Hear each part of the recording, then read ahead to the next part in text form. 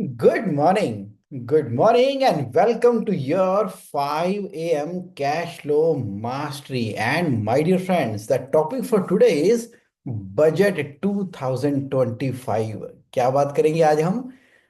अरे बजट 2025 आ गया है कब? 1 फरवरी 2025 को सीता निर्मला रमन जी, जो कि हमारी फाइनेंस मिनिस्टर हैं, पेश कर दिया है बजट। तो आज बहुत ही सिंपल, इतनी सिंपल भाषा में, डे टू डे लैंग्वेज के अंदर आज हम सीख लेते हैं, समझ लेते हैं कि इस बजट के अंदर आखिर आपके लिए है क्या। What's in it for you. इसको इतना सिंपल और एक डिफरेंट पर्सपेक्टिव से रखेंगे ताकि ये बजट ना हमें समझ आए और पता लगे कि हमारे लिए इसके अंदर आया क्या है। तो चलिए, स्वागत है आपका। आगे बढ़ते हैं, शुरुआत करते हैं। बहुत ही बेहतरीन तरीके से हम इसको आज समझ ही लेते हैं। तो let me share the screen with you. किसकी? बजट 2025 की। आ जाओ भाई। आप तैयार, मैं तैयार, दोनों तैयार, तो फिर किस बात का है इंतजार। सबसे पहला है टैक्स स्लैब। इनकम हम अर्न करते हैं उसके ऊपर टैक्स लगता है। पहले 10 लाख रुपए तक टैक्स जो था वो स्लैब के हिसाब से था और 10 लाख के ऊपर 30% था। अब वो 24 लाख के ऊपर 30% है।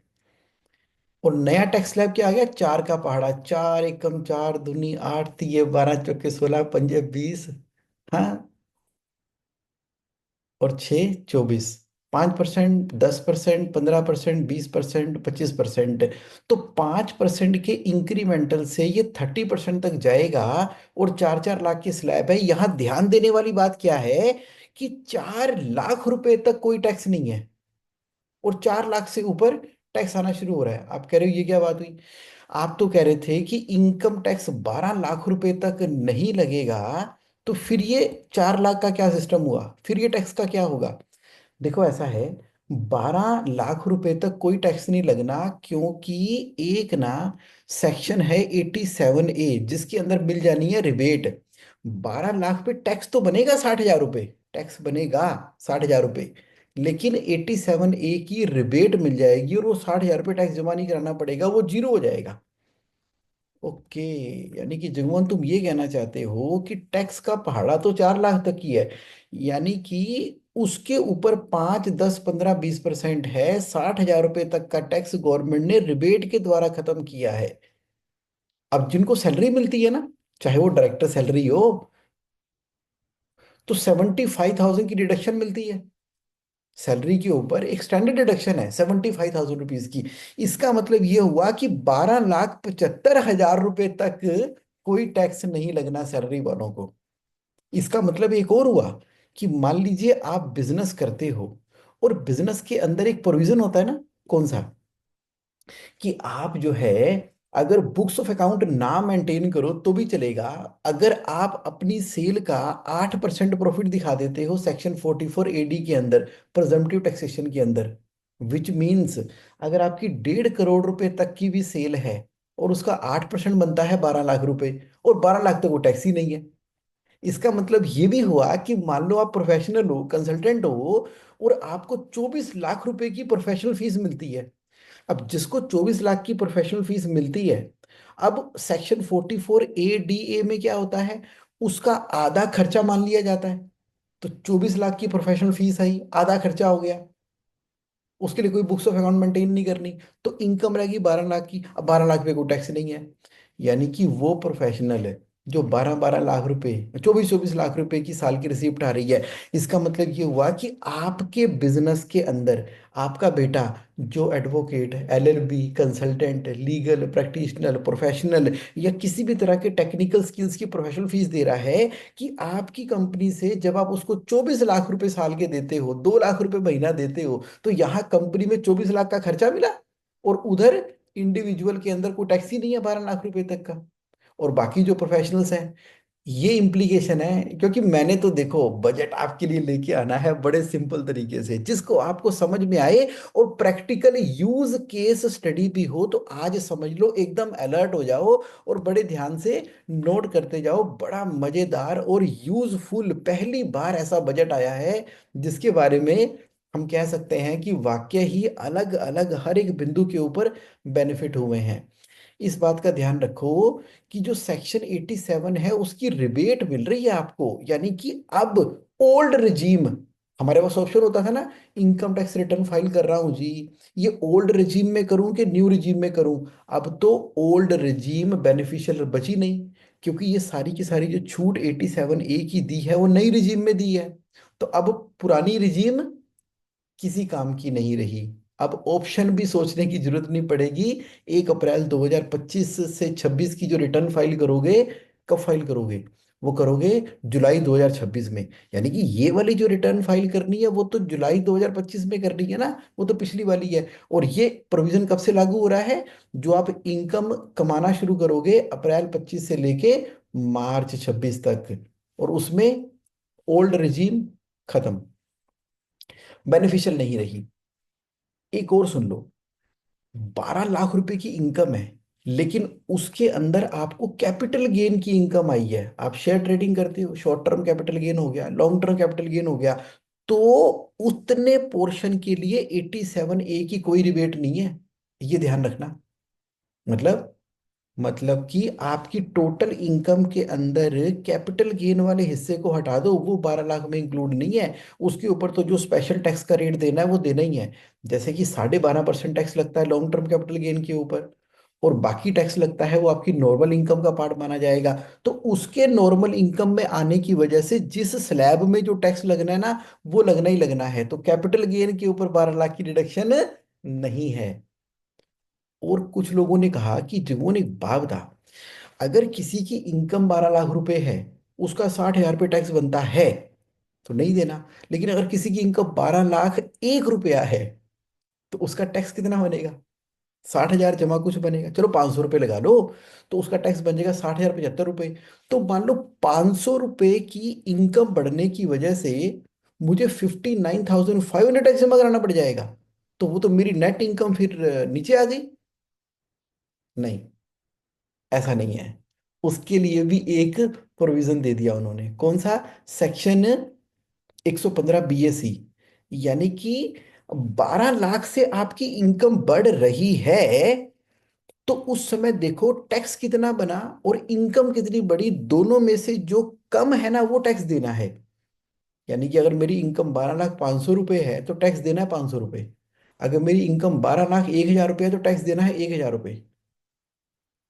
टू दी एक्सटेंट आप कह रहे हो, अच्छा अच्छा अच्छा अच्छा अच्छा, ये बड़े सेक्शन है इनकम टैक्स के अंदर। कभी 87A के तीर चल रहे हैं, कभी 115 BAC के तीर चल रहे हैं, तो कभी 44AD के तीर चल रहे हैं। यही तो खोल खोल के सिंपल करके आज मैं बजट आपके लिए लेकर आया हूं। तो आप कह रहे हो कि वो तो ठीक है, लेकिन मुझे बता मेनू की फर्क पेगा, मुझे एग्जैक्ट क्या फायदा होगा? लो आप देख लो आपको एग्जैक्टली क्या फायदा होगा। कि अब आपकी इनकम 8 लाख रुपए है तो 30,000 का फायदा, 9 लाख पे 40,000 का फायदा, 10 लाख पे 50,000 का फायदा, 11 लाख पे 65-60,000 का फायदा, और 12 लाख पे 80,000 रुपए का फायदा हो रहा है आपको इस साल। अगर आपकी इनकम 12.5 लाख रुपए की है ना, तो 40,000 रुपये का फायदा हो रहा है। अगर आपकी इनकम 12,70,588 है, तो आपको फायदा हो रहा है 23,529 रुपये का। 13 लाख पे 25,000, 16 लाख पे 50,000, 20 लाख पे 90,000, 24 लाख पे 1,10 और 50 लाख पे भी 1,10। तो ये फायदा हो रहा है, देखा आपने कैसे 12 लाख रुपए तक ओल्ड रिजीम में 80,000 रुपये टैक्स बनता था, नई रिजीम में टैक्स तो बनता है 60,000 रुपये, लेकिन आपको जीरो टैक्स देना है, क्योंकि 12 लाख रुपए तक को एग्जाम कर दिया। आप कह रहे हो कि अब समझ आ गई जगमोहन, आ गई ना? बस यही बताना चाह रहा था मैं आपको। फायदा भी दिख गया, सेक्शन भी क्लियर हो गया। और एक बड़ी महत्वपूर्ण बात सुन लो, इनकम टैक्स रिटर्न मतलब अगर आपकी इनकम 4 लाख रुपए तक है ना, तो ही तो टैक्स फ्री है।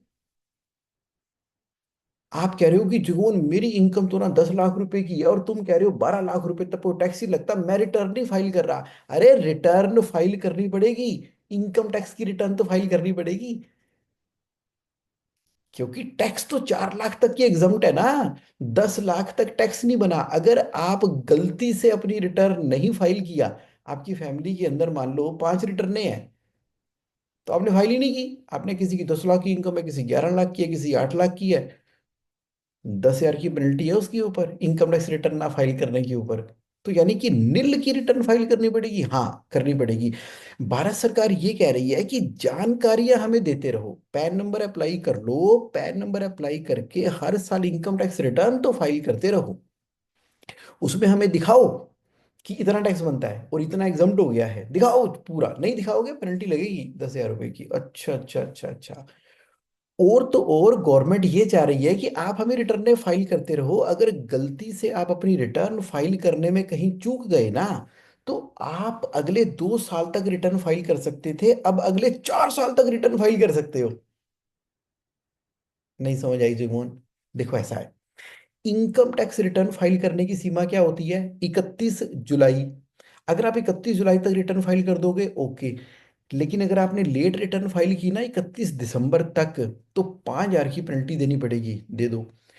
अगर फिर भी रिटर्न नहीं फाइल की 31 मार्च तक, तो 10 हजार रुपये की पेनल्टी देनी पड़ेगी, दे दो। अगर फिर भी रिटर्न नहीं फाइल की तो फिर भी गवर्नमेंट कहती थी कि आप अगले 2 साल तक फिर रिटर्न फाइल कर सकते हो, तो थोड़ा आपको फालतू और टैक्स जमा कराना पड़ेगा। अब वो 4 साल तक का समय कर दिया। ऐसा क्यों? क्योंकि क्या होता है कि अगर मान लीजिए आपने रिटर्न नहीं फाइल की और आपके यहाँ पर सर्च हो गई, सर्वे हो गई, और जो रिटर्न नहीं फाइल की जाती ना, वो अनडिस्क्लोज इनकम कहलाती है।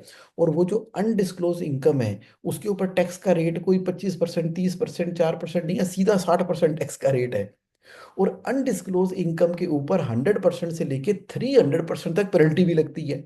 मान लीजिए किसी ने 100 रुपए की इनकम अनडिस्क्लोज कर दी, तो 60 रुपए तो भाई साहब टैक्स जमा कराओ, और 180 रुपए उसके ऊपर पेनल्टी जमा कराओ। तो टोटल कितना जमा कराओ? 240 रुपए। यानी कि चौबे बने थे छब्बे, मतलब चौबे निकले थे छब्बे, बनने दुबे होके निकले। 100 रुपए की चोरी के ऊपर 240 रुपए सरकार को भुगतने पड़ते हैं आपको अनडिस्क्लोज इनकम के केस के अंदर। इतना खतरनाक प्रोविजन है ये, इतना खतरनाक प्रोविजन है। तो सरकार कहती कोई बात नहीं, हमें आप पर भरोसा है, हम ट्रस्ट करते हैं, कोई गल नहीं, लेट ही होगी है ना, फिर भी फाइल कर दो। कब तक फाइल कर दो? 4 साल तक फाइल कर दो। लेकिन उन्होंने उसके लिए ना कुछ स्लैब बना दिए हैं। क्या बना दिए हैं? कि पहली बात तो ये है कि लेट रिटर्न आप तभी फाइल करने की आपको राइट देते हैं अगर कोई सरकार को टैक्स देना है। अगर आपका कोई रिफंड बनता है ना, फिर आप 4 साल तक रिटर्न नहीं फाइल कर सकते। अगर और टैक्स देना है तो दे दो, टैक्स की लायबिलिटी बढ़ानी है तो बढ़ा दो। टैक्स की लायबिलिटी कम करने के लिए नहीं हम आपको बोल रहे, बढ़ाने के लिए बोल रहे हैं। और हाँ, क्योंकि आपने रिटर्न नहीं फाइल की थी, तो आपको, अगर आप पहले साल में रिटर्न फाइल करते हो, तो आपको जो पेनल्टी देनी है वो तो देनी है। उसका नाम पेनल्टी नहीं है 5 हजार 10 हजार रुपये का, उसका नाम ना सरकार ने फाइन रखा हुआ है। अब फाइन और पेनल्टी में बड़ा फर्क है। पहले कोर्ट की बड़ी सारी जजमेंट थी कि अगर ये चीज है तो पेनल्टी लगनी चाहिए, ये चीज तो पेनल्टी नहीं लगनी चाहिए। उन्होंने पेनल्टी को ही फाइन कर दिया, अपरेटेड फीस कर दिया, सॉरी फीस कर दिया। 5 हजार रुपये और 10 हजार रुपये की। ये तो काफी समय से आ रखी है ये वाली बात।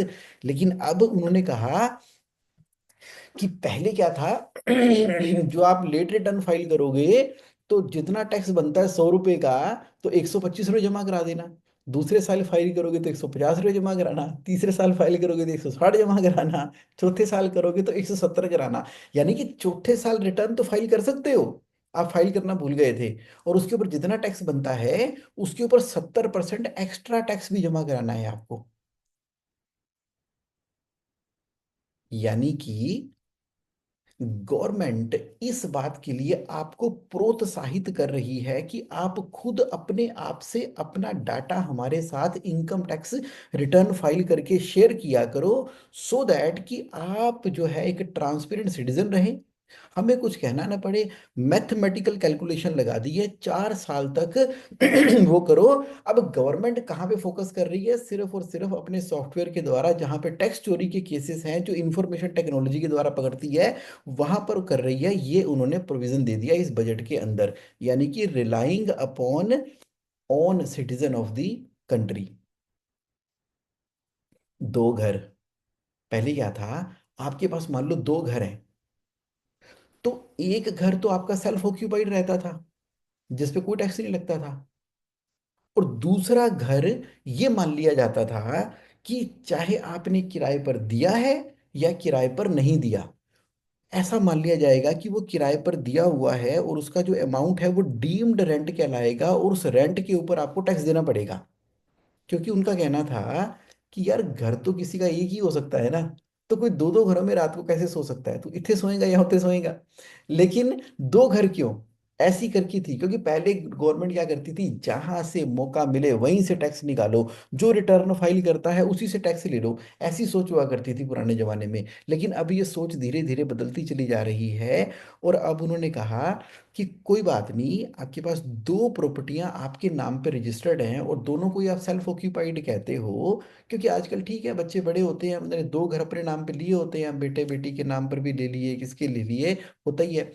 पहले क्या होता था कि अगर आप चेन्नई में रहते हो और आपको दिल्ली में नौकरी करने के लिए जाना पड़ा और वहां पर भी आपने घर ले लिया, तो उस केस के अंदर अगर आप स्पेसिफिकली मेंशन करते थे कि for the purpose of employment आपने दो घर लिए हैं, तो एग्जम्प्ट होते थे।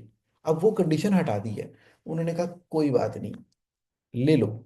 क्या, घर कितने, दो, दोनों के ऊपर कोई नोशनल टैक्स नहीं लगेगा। इससे रियल एस्टेट को बेनिफिट होने वाला है। वुमेन, वुमेन इंटरप्रेन्योर के लिए जो पहली बार बिजनेस कर रही हैं, वो 2 करोड़ रुपए तक का लोन ले सकती हैं। फर्स्ट टाइम बिजनेस कर रही है वो।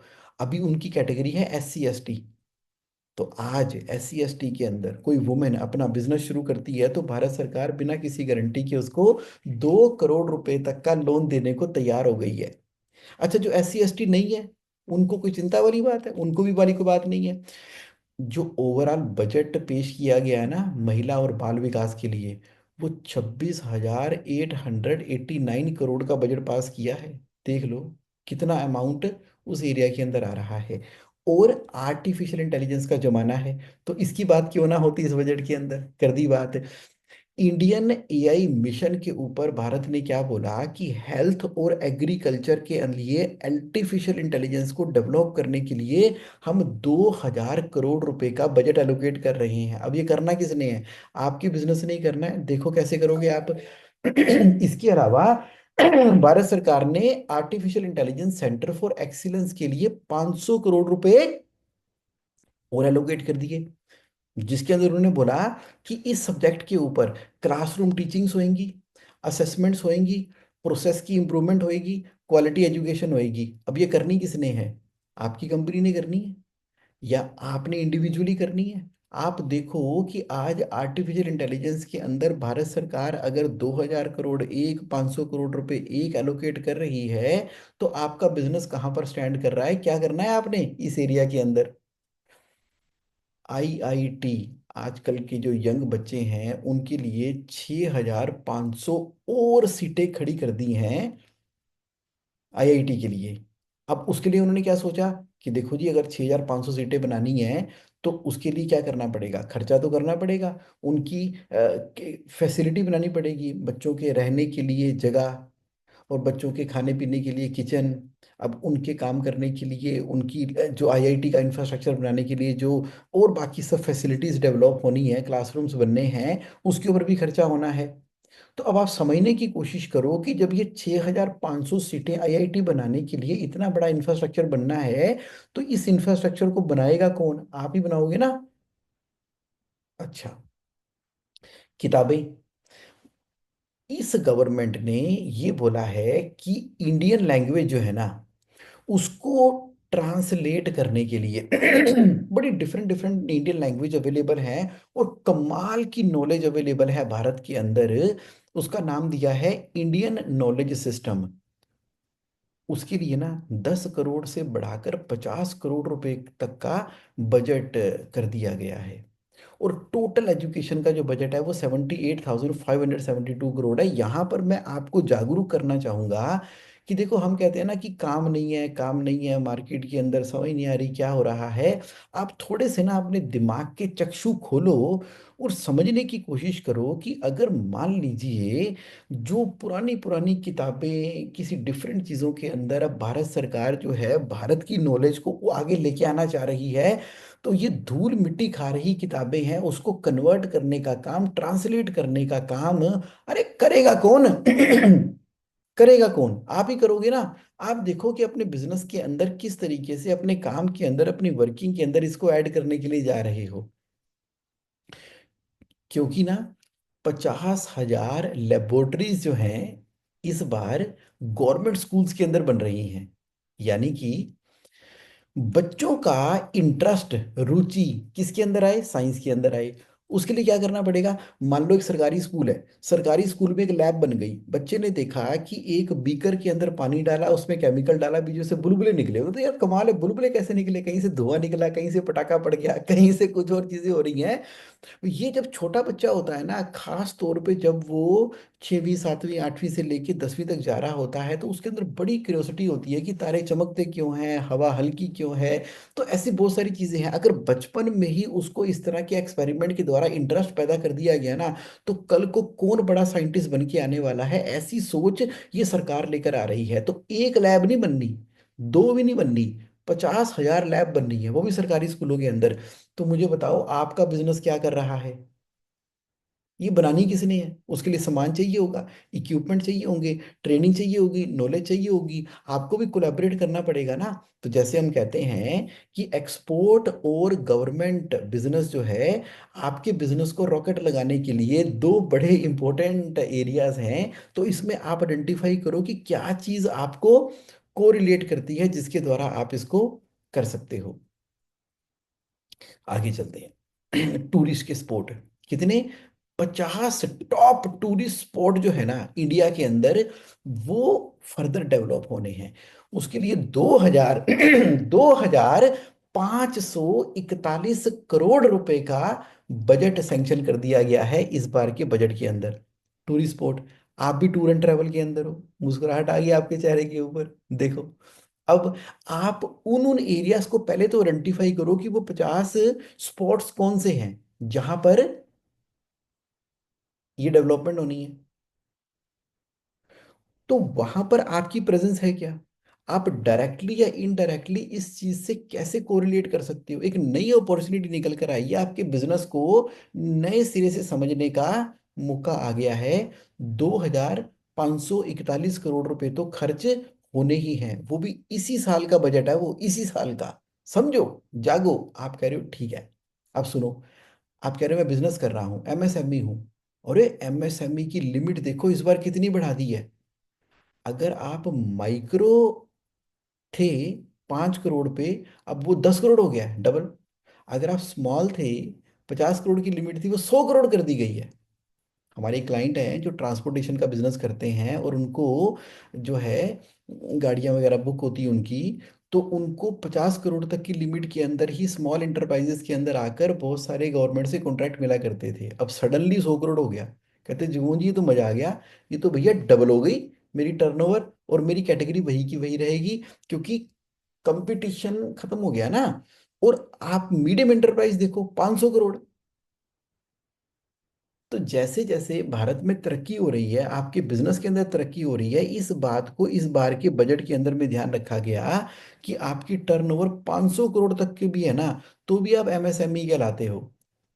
इसमें दो कंडीशन होती है ना, माइक्रो के लिए इन्वेस्टमेंट भी देखनी होती है और टर्नओवर भी देखनी होती है। तो इन्वेस्टमेंट की लिमिट 1 करोड़ से बढ़ा के 2.5 करोड़ है, स्मॉल इंटरप्राइजेज की 10 से बढ़ा के 25 करोड़, और मीडियम की 50 से बढ़ा के 125 करोड़। यानी कि आप जो मशीनरी प्लांट वर्किंग कर रहे थे, तो आपकी 100 100 करोड़ रुपए की इन्वेस्टमेंट हो रही थी। 100 करोड़ की इन्वेस्टमेंट वाली, 500 करोड़ की सेल वाली आज भी एमएसएमई कहला रही है। क्यों? क्योंकि उसके आगे बेनिफिट ही बहुत है। आपको याद है ना 45 डेज वाला जो क्रेडिट है, पेमेंट टर्म्स है 43B की, वो भी आपको अवेलेबल रहेगी। टर्नओवर बढ़ रही है। तो आगे उसका फायदा क्या है कि एक जो लोन लेकर आया है ना, कौन सा लोन? मुद्रा लोन। अब ये मुद्रा लोन क्या होता है? मुद्रा लोन का मतलब होता है micro unit development and refining agency loan. ये भारत सरकार ने 2015 के अंदर लॉन्च किया था माइक्रो एंड स्मॉल इंटरप्राइजेस के लिए। जिसके अंदर कोई स्टार्टअप है या सेल्फ एम्प्लॉयड इंडिविजुअल है तो उसको मुद्रा लोन मिल जाता है। अब लोन कितना मिल जाता था पहले, 10 लाख रुपए तक का, और अब कितना कर दिया है, 20 लाख रुपए तक का। 20 लाख का तरुण कैटेगरी के अंदर। अब ये तरुण कौन है मैं बताता हूँ। ये प्रियंका का हस्बैंड तरुण नहीं है, ये तरुण कैटेगरी है। ये मैं बताता हूँ कौन सी कैटेगरी है। तो यहाँ पर 20 लाख रुपए तक का लोन मिला, यानी कि ये तो फ्री का लोन है। बैंक में जाओ, फॉर्म भरो मुद्रा लोन के लिए और 20 लाख का लोन ले लो। उसके लिए कोई कोलेटरल नहीं, कोई गारंटी नहीं, सिर्फ आपको ये बताना है कि आप बिजनेस करते हो। भारत सरकार ये रेवड़ियां बांट रही है मुद्रा लोन के अंदर में, जिसमें कोई कोलेटरल नहीं चाहिए।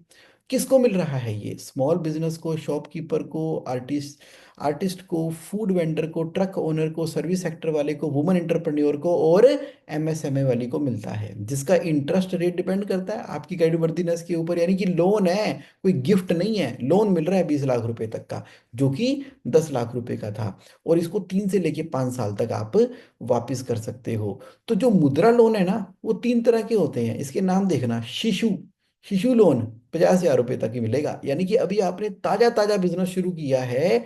तो ऐसा नहीं है कि आपको 20 लाख का लोन मिल जाएगा ना। अभी आपने शुरू किया है बिजनेस, स्टार्टअप हो तो मात्र 50 हजार रुपये मिल रहे हैं मुद्रा लोन के अंडर में। और अभी आपका बिजनेस थोड़ा थोड़ा चलते चलते बड़ा हो गया है, एक्सपेंड करने लग गया है, वो आपका बिजनेस किशोर बन गया है। यानी कि ये शिशु को लोन नहीं मिलना, आपका बिजनेस शिशु है, आपका बिजनेस किशोर है, और अब आपका बिजनेस तरुण बन गया है। तो 20 लाख रुपए तक का लोन मिल सकता है अगर आपके बिजनेस को चलते हुए कुछ समय हो गया है, उसके अंदर ईयर बाय ईयर प्रॉफिट भी आने शुरू हो गए हैं या सेटअप बनना शुरू हो गया है। तो इसकी फैसिलिटी प्रोवाइड कर दी गई है माइक्रो एंड स्मॉल इंटरप्राइजेस को। और माइक्रो स्मॉल इंटरप्राइजेस की लिमिट पहले ही बढ़ा दी थी। अब आप देख रहे हो कि यानी कि 50 हजार रुपये से लेके 20 लाख रुपए तक का आपको लोन अवेलेबल करा दिया गया है इस बजट के अंदर। यानी कि जो कैपिटल की रिक्वायरमेंट है पूरी करने की कोशिश कर रहे हैं। हालांकि मेरा तो ये मानना है कि हमें कोई लोन नहीं चाहिए होता, हम तो डेप्ट फ्री और कैश रिच बिजनेस करते हैं। बिजनेस खुद ही पैसे जनरेट करा के देता है आपकी वर्किंग कैपिटल की अच्छी मैनेजमेंट की वजह से। और हम तो पैसा कमा के इनफैक्ट लोगों को एम्प्लॉयमेंट दे रहे हैं, लोगों को पैसा दे रहे हैं, घरों के अंदर जो है खुशियां लेके आ रहे हैं।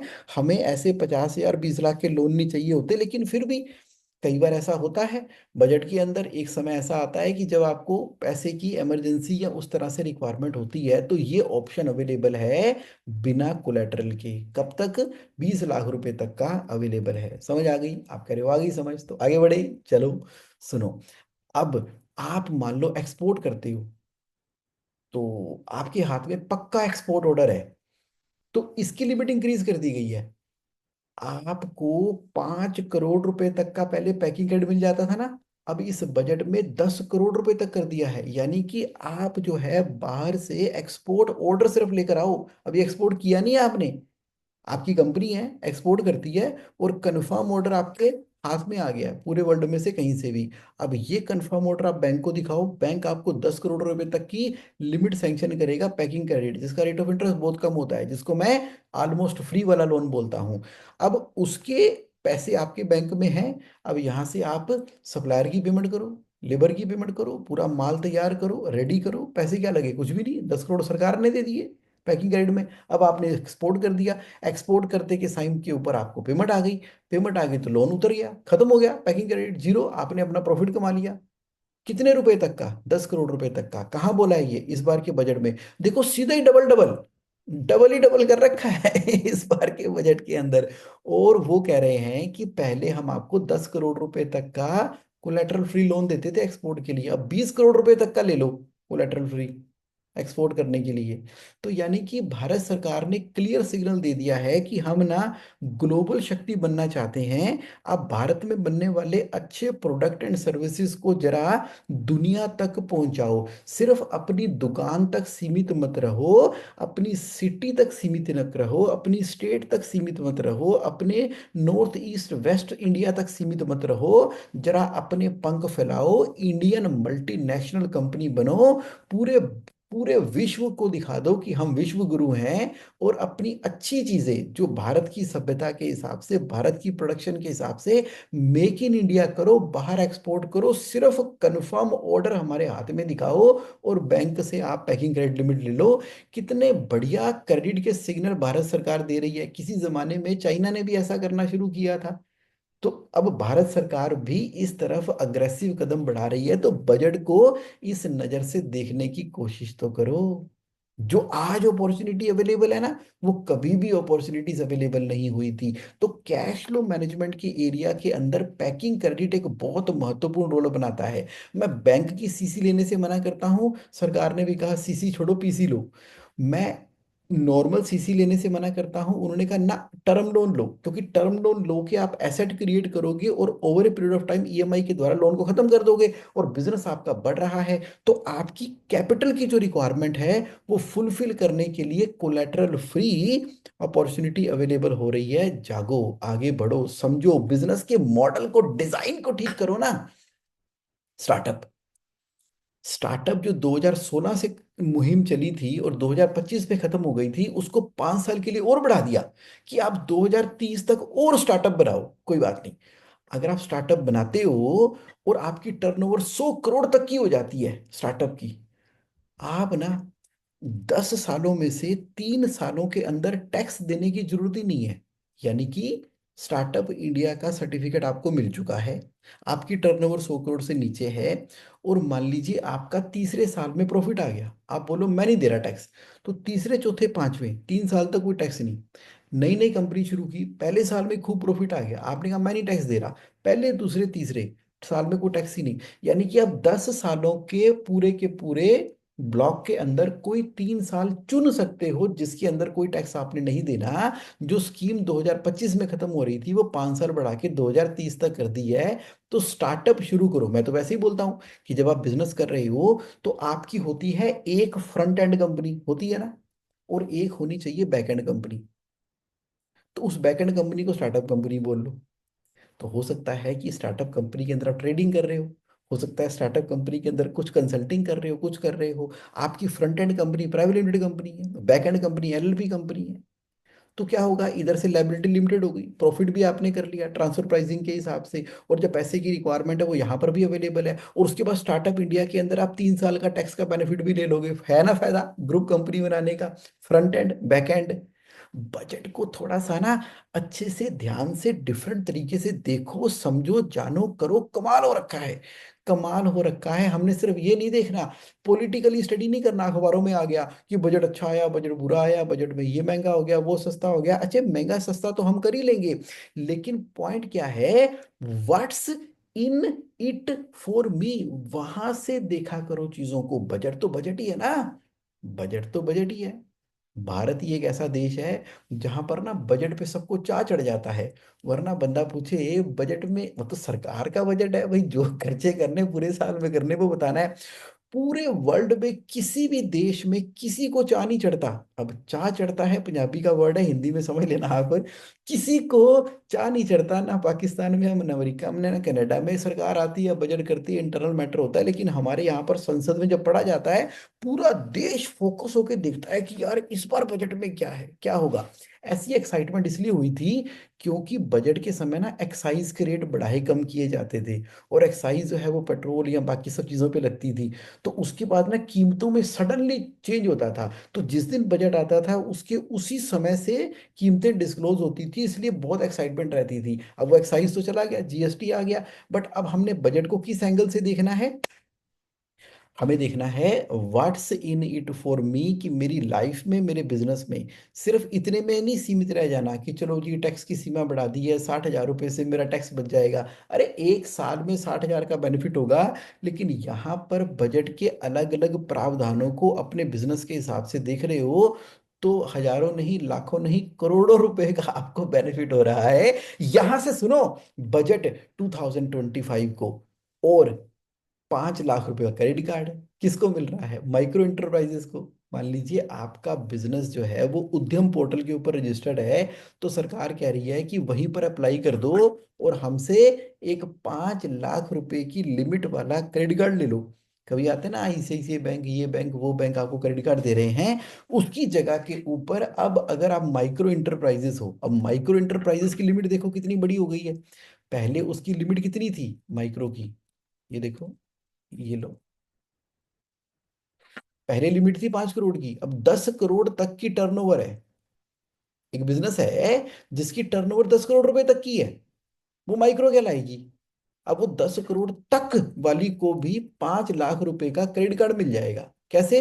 उद्यम की साइट पे जाके रजिस्टर्ड करना है। तो आप कह रहे थे ना मनी अवेलेबल नहीं है, तो छोटी मोटी जो खर्चे वगैरह करने होते हैं कंपनी के, वो तो यहाँ से भी कर सकते हो, लेकिन बड़े ढंग से अप्लाई करना। हालांकि मैं अपने, कहा, कैश फ्लो के अंदर ये समझाता हूँ कि क्रेडिट कार्ड का इस्तेमाल सिर्फ बिजनेस के लिए करना, पर्सनल में इस्तेमाल मत करना उसका। और वो भी डिसिप्लिन के हिसाब से, हर महीने उसकी पेमेंट ऑन टाइम होनी चाहिए। और यहाँ पर भी बजट के अंदर वही कहा जा रहा है, ये जो 5 लाख का क्रेडिट कार्ड है वो माइक्रो इंटरप्राइजेस के लिए only and exclusively for the purpose of business ही है। समझ रहे हो आप कह रहे ठीक है जगमोहन, एकदम क्लियर हो रहा है।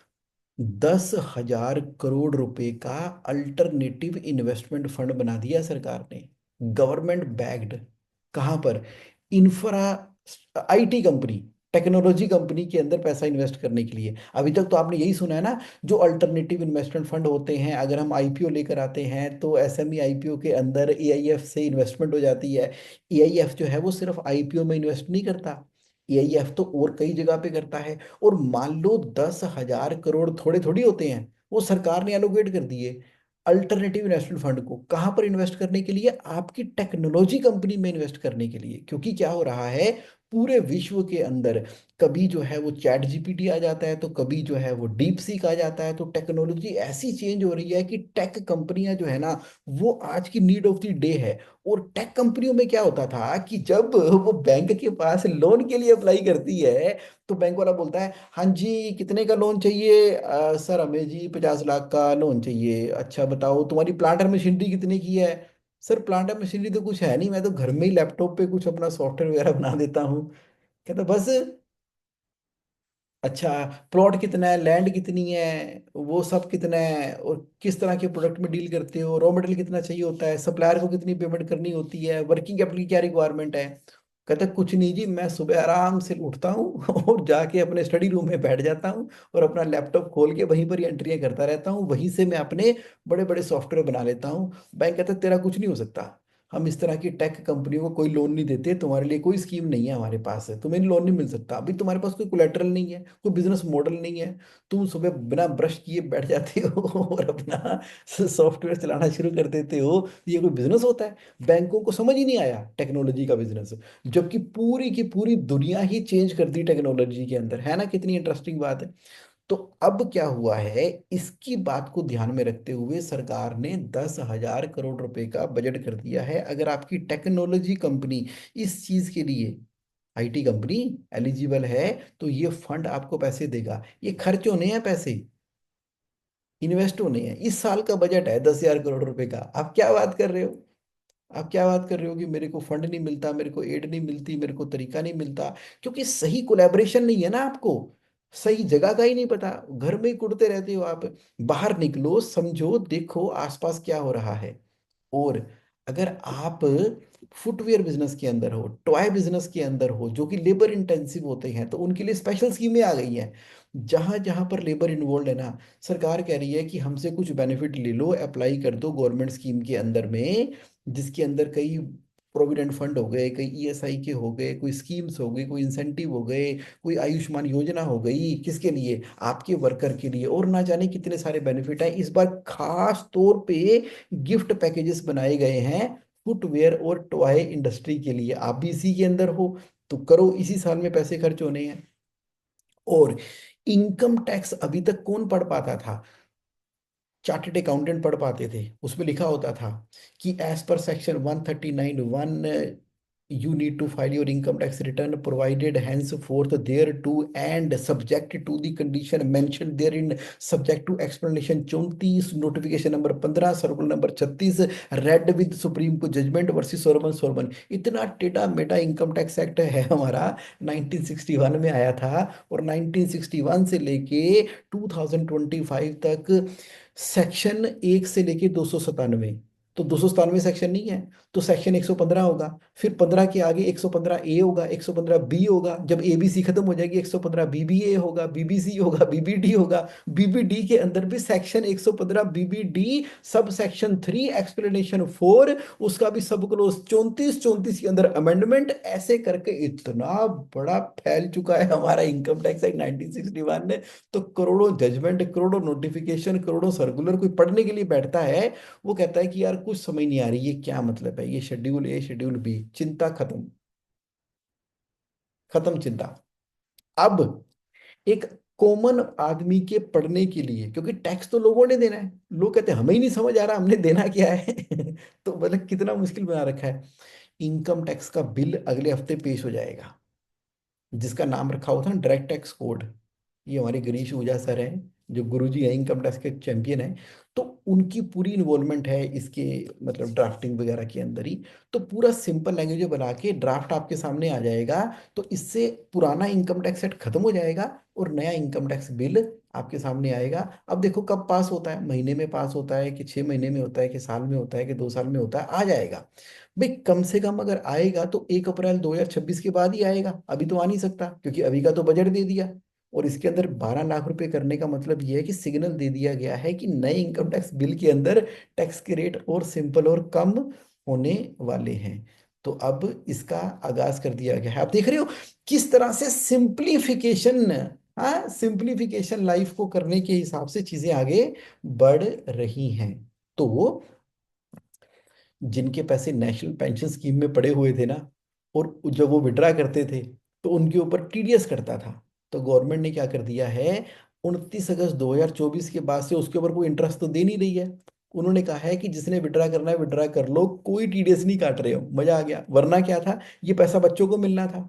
अब माता पिता जो है खुश हो गए हैं, कहते हैं बच्चों कुछ पूछते हैं नहीं, पैसे हम खुद ही यूज करेंगे। अगर हम निकालते थे, अब माता पिता को ना डर बहुत लगता है, आपको डर बहुत लगता है पैसे निकालेंगे तो टीडीएस कट जाएगा, निकाल लो, कोई टीडीएस नहीं कट रहा।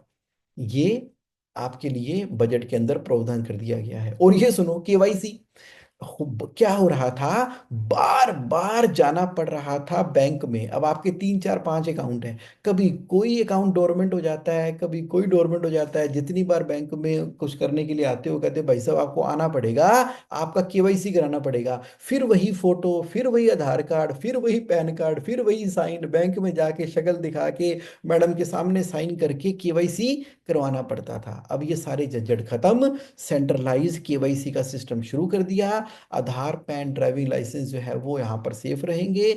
आपको बैंक से ओटीपी एक आना है, वहीं से केवाईसी सारा का सारा क्लियर हो जाना है। ये एक बहुत बड़ी समस्या जिसको तकरीबन हर कोई जिसका बैंक अकाउंट है ना वो डील कर रहा था, अब बार बार केवाईसी नहीं करवाना पड़ेगा। और बजट के बाद क्या हो गया है, आप सोच रहे थे इंपोर्टेड गाड़ी परचेज करने के लिए, सस्ती हो गई है, ले लो। आप सोच रहे थे मोटरसाइकिल लेने के लिए, सस्ती हो गई है, ले लो। आप सोच रहे हो इलेक्ट्रॉनिक टॉयज के लिए, सस्ता हो गया है, छड्डो बना। लाइफ सेविंग ड्रग्स भी सस्ती हो गई हैं, क्योंकि कस्टम ड्यूटी कम कर दी है ना इसके ऊपर, और कुछ चीजें महंगी हो गई हैं। तो अब सबसे पहला जो आप ये सोच रहे थे कि जो इंपोर्टेड शूज में मंगाऊंगा, वैसे भी आजकल स्नीकर्स वगैरह काफी चल रहे थे, अब उसके ऊपर और बढ़ा दिया। उन शूज के ऊपर भी ड्यूटी लगा दी है, और वो पहले ही महंगे थे और महंगे कर दिए। जो इंपोर्टेड कैंडल है, कहते भारत में कैंडल बन रही है ना, उसी को इस्तेमाल करो, अब कैंडल भी बाहर वाली चाहिए, तो वो महंगी कर दी।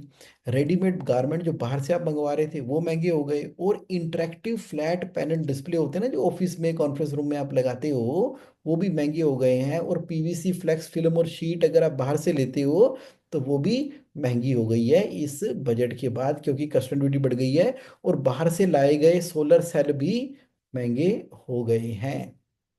और टीडीएस, आप किसी को रेंट पे करते थे, 2,40,000 रुपये साल का रेंट पे करते हो तो टीडीएस काटना पड़ता था। अब उन्होंने बोला कि 2,40,000 का मतलब क्या हुआ, 12,000 रुपये महीना। अब वो बोल रहे हैं 50,000 रुपये महीने तक का अगर आप किसी को रेंट पे करते हो तो टीडीएस काटने की जरूरत ही नहीं है। अगर आप बच्चों को पैसा बाहर भेजते थे, आपने होम वो ले लिया, एजुकेशन लोन ले लिया, एजुकेशन लोन ले लिया, उधर से पैसा बाहर भेजा तो भी टीसीएस काट के वहां पे भेजना पड़ता था। तो अब एजुकेशन पर्पस के लिए अगर लोन लेकर पैसा भेज रहे हो तो टीसीएस काटने की जरूरत नहीं है। आप बाहर ट्रेवल करने जाते थे तो 7 लाख रुपए तक टीसीएस नहीं कटता था। अब 7 लाख की जगह 20 लाख रुपए तक टीसीएस नहीं कटेगा। आप देख रहे हो कि जो सिक्योरिटी पे इंटरेस्ट मिलता था उसके ऊपर तो पूरा टीडीएस कटता ही करता था, 10,000 तक नहीं कटेगा। सीनियर सिटीजन का 50,000 तक टीडीएस नहीं कटता था, 1 लाख तक नहीं कटेगा। बैंक 40,000 तक टीडीएस नहीं काटते थे, 50,000 तक नहीं कटेगा। अगर अदर बैंक के अलावा कोई इंटरेस्ट देता था तो 5,000 रुपये तक टीडीएस नहीं कटता था, 10,000 तक नहीं कटेगा। डिविडेंड पे पहले 5 पे कटता था, 10 पे नहीं कटेगा। रेंट की मैं बात बता चुका हूँ। कहने का मतलब ये हुआ कि चीजें सिंपल हो रही हैं, चीजों को थोड़ा रैशनलाइज किया जा रहा है। और क्या आ गया, क्रिप्टो करेंसी। देखो जो क्रिप्टो करेंसी के अंदर अगर आप डील करते हो तो अब उसको उठा के एक डेफिनेशन में डाल दिया गया है, वो अब आपकी वर्चुअल डिजिटल एसेट है। यानी कि कैपिटल गेन वाला ये सेट है आपका। सीधा सीधा 115 BBH, आप देख रहे हो 115 BBH। हाँ, तो इसके ऊपर 30% टैक्स क्रिप्टो करेंसी के ऊपर लगता है। क्योंकि आपको मालूम है ना, जियो भी लेकर आ गया crypto currency. Reserve bank of India ने अपनी भी क्रिप्टो करेंसी लॉन्च कर दी है, तो उसके अंदर भी प्राइस इंक्रीमेंट होने हैं। तो ये आने वाला समय ये नहीं रहेगा, ये जो आप आरटीजीएस रुपीज वगैरह करते हो, बहुत तेज गति से ना ये अल्टरनेटिव करेंसी डेवलप हो रही है। अभी शुरू कर दो, अभी ले लो। आप कह रहे हो कि मैं नहीं करता, क्रिप्टो करेंसी ना बहुत रिस्की होती है, मेरे को ना समझ नहीं आती, हमने ऐसे रिस्क वाले काम करने नहीं है। अरे 50,000 रुपए की ले लो, 5 लाख रुपए की ले लो, कुछ तो करो, कुछ समझो तो सही। जब मार्केट चेंज हो जाएगी तब समझ में आएगा। अभी थोड़ा खेल खिलाड़ी वाला काम कर लो, इतना बड़ा पोर्टफोलियो है आपका। कुछ इंडियन करेंसी, कुछ जियो की करेंसी, कोई आरबीआई की करेंसी, क्रिप्टो करेंसी को समझ लो। बहुत जल्दी जब हम ऑनलाइन ट्रांजेक्शन्स कर रहे होंगे ना, क्योंकि इसमें बैंक ही नहीं चाहिए। अब कोई चेन्नई में बैठा हुआ है, उससे आपने कोई सामान खरीदना है, बिना बैंक की इन्वॉल्वमेंट के क्रिप्टो करेंसी कर सकते, नहीं कर सकते हो? कर सकते हो। आप कह रहे जुगोन मैंने तो इस बारे में सोचा ही नहीं था। आपको पता ही नहीं लगना। ये जो यंगस्टर्स है ना, यंगस्टर ने पीछे पीछे पीछे पीछे एक नई पैरेलल इकोनॉमी के द्वारा दुनिया यहाँ की वहां कर देनी है, अपने मोबाइल से क्रिप्टो करेंसी ट्रांसफर कर करा के चीजें करके। ये नई दुनिया की करेंसी है जी। हम अभी भी कर रहे हैं, बैंक अकाउंट खुलवाओ, बैंक अकाउंट खुलवा के उसके अंदर लिमिटें लो, ये करो वो करो। मतलब कि ये इतनी तेजी से जिस तरह से आर्टिफिशियल इंटेलिजेंस आ गई है, उसके बाद आपने क्या करना है, उतने की अपनी करेंसी अपने वो जो है ना सेपरेट कर देनी है। और अपने जो एआई एजेंट्स हैं उनकी ड्यूटी लगा देनी है कि भाई तूने इसका इस्तेमाल करके ये काम करने हैं। तो आप अपने पैसे सेफ रखोगे, और ये वाली करेंसी इस तरह के ऑनलाइन काम करने के काम आने वाली है, रिस्क फ्री। यूटिलाइजेशन देखो ना, हम कहाँ वही लालच से ही ऑपरेट करते रहते हैं कि पता नहीं क्या हो जाएगा जी, ये नहीं करना चाहिए, ये अच्छी चीज नहीं है। समझो तो सही, वो एलन मस्क जो है टेस्ला वाला, उसने कई साल पहले इसके अंदर इतनी बड़ी इन्वेस्टमेंट करके कमाल कर दिया था, और टेस्ला की गाड़ियां तक उसने क्रिप्टो करेंसी में बेचनी शुरू कर दी। आरबीआई ने इसकी इंपॉर्टेंस को समझते हुए अपनी खुद की लॉन्च कर दी, जियो ने लॉन्च कर दी। हमें कब पता लगेगा? लास्ट में पता लगेगा। अरे कुछ कर लो, सीख लो, समझ लो। अब तो बजट तक के अंदर प्रावधान आने शुरू हो गए हैं। मतलब जब सब कुछ हो जाएगा, मजबूरी हो जाएगी, तब करोगे आप।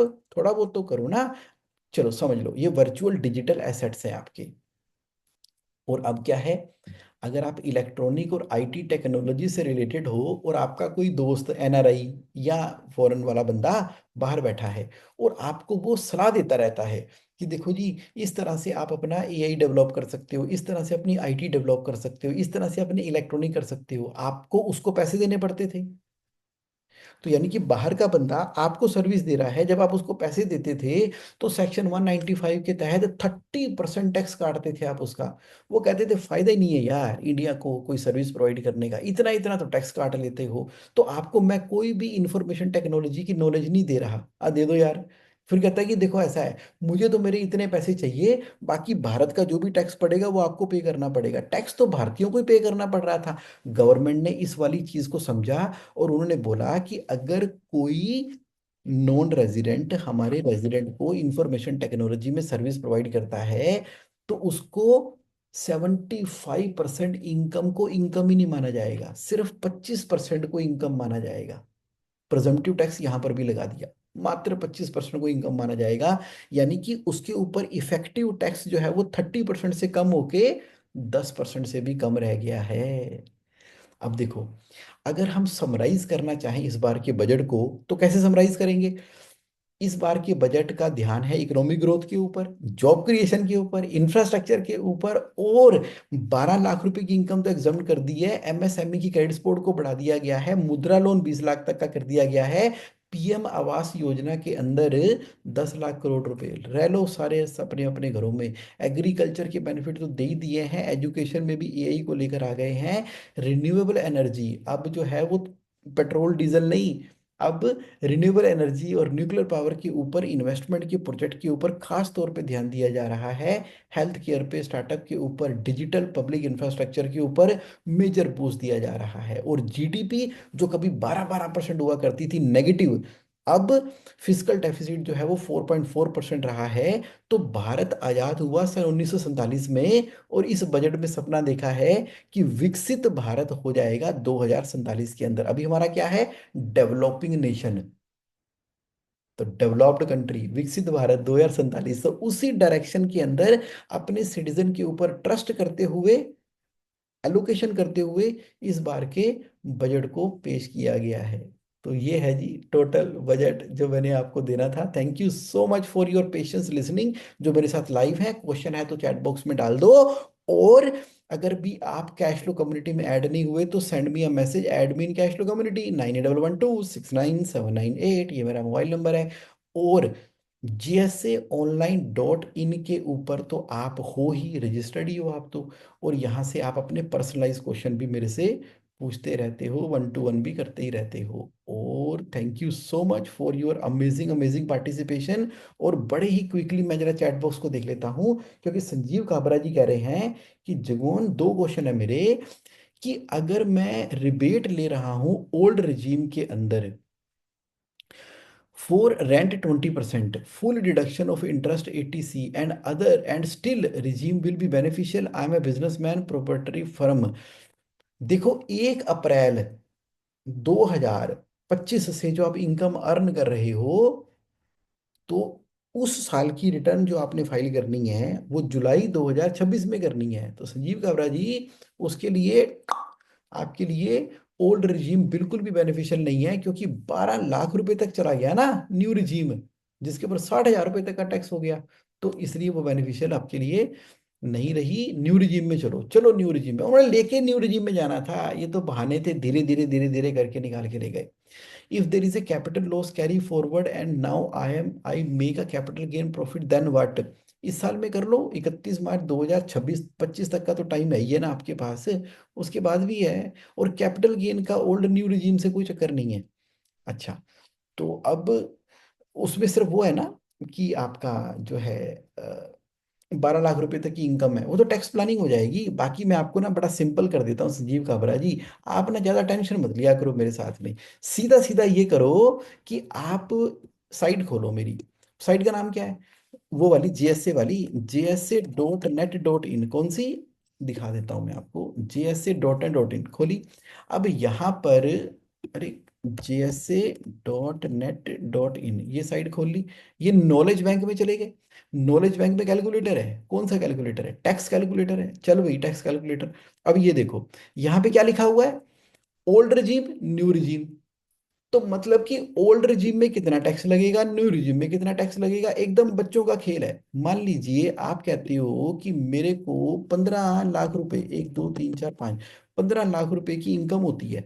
ओल्ड रिजीम में 15 लाख के ऊपर टैक्स कितना आएगा, कैलकुलेट करो। ये आ गया जी 2,73,000 रुपये। आप कहते हो कि जुगमो न्यू रिजीम में कितना आएगा? 273 है ना, न्यू में कितना आएगा? 1,45,000 रुपये। यानी कि अब 2:43 ज्यादा होते हैं कि 1:45 ज्यादा होते हैं? 2:43 है, तो यानी कि 1:45 बेनिफिशियल हो गई। न्यू में जाना है कि ओल्ड में जाना है, ज्यादा टेंशन लेनी नहीं, इन्फॉर्मेशन यहाँ पे भर देनी है। कितनी मेरी सैलरी, कितनी मेरी हाउस प्रॉपर्टी, कितनी मेरी अदर, क्या मेरी डिडक्शन, जमा घटा करो यहाँ पे, और दबाओ बटन यहाँ पे, जितनी बार मर्जी खेलो। तो उसमें क्या करना है, तो जिसमें कम टैक्स बनेगा वो हम जमा कराएंगे। As simple as the life. Technology के बाद तो लाइफ तो आसान हो ही गई है। बाकी आर्टिफिशियल इंटेलिजेंस के ऊपर तो मैं 22 मार्च को एक बड़ी प्यारी चीज आपके लिए लेकर आ रहा हूँ, जिससे कैश फ्लो बहुत आसान हो जाएगा। रजनीश जी कह रहे हैं good morning, thank you for sharing valuable information. Thank you Rajneesh ji, आज का सेशन थोड़ा लंबा हो गया है। और हेमेंद्र जी कह रहे हैं important information in very simple way. Thank you Jagmohan ji, thank you Hemendra ji, and thank you everybody for participating live in today session. और बाकी जो रिकॉर्डिंग देखेंगे वो तो इंजॉय करने ही वाले हैं। So thank you, have a great and amazing amazing life ahead. Hemendra ji कह रहे हैं plan for next session on cryptocurrency. अरे हाँ, क्रिप्टो करेंसी बड़ा एक इंटरेस्टिंग टॉपिक है। चलो ठीक है हेमेंद्र जी, बनाता हूं मैं cash flow and crypto currency, इसके ऊपर एक सेशन बनाता हूं। बहुत टाइम हो गया है, have a great and amazing time. फिर मिलते हैं बहुत जल्दी एक नए प्लेटफॉर्म पे। बाय। कुलदीप जी कह रहे मेरा क्वेश्चन ते दस दियो। कुलदीप जी पूछ लो, छेती पूछ लो। नहीं तो तुम मैंने व्हाट्सएप कर देना। चलो कोई गल नहीं, तुम मैंने व्हाट्सएप कर देना। ओके जी बाय, टाइम बहुत लंबा हो गया।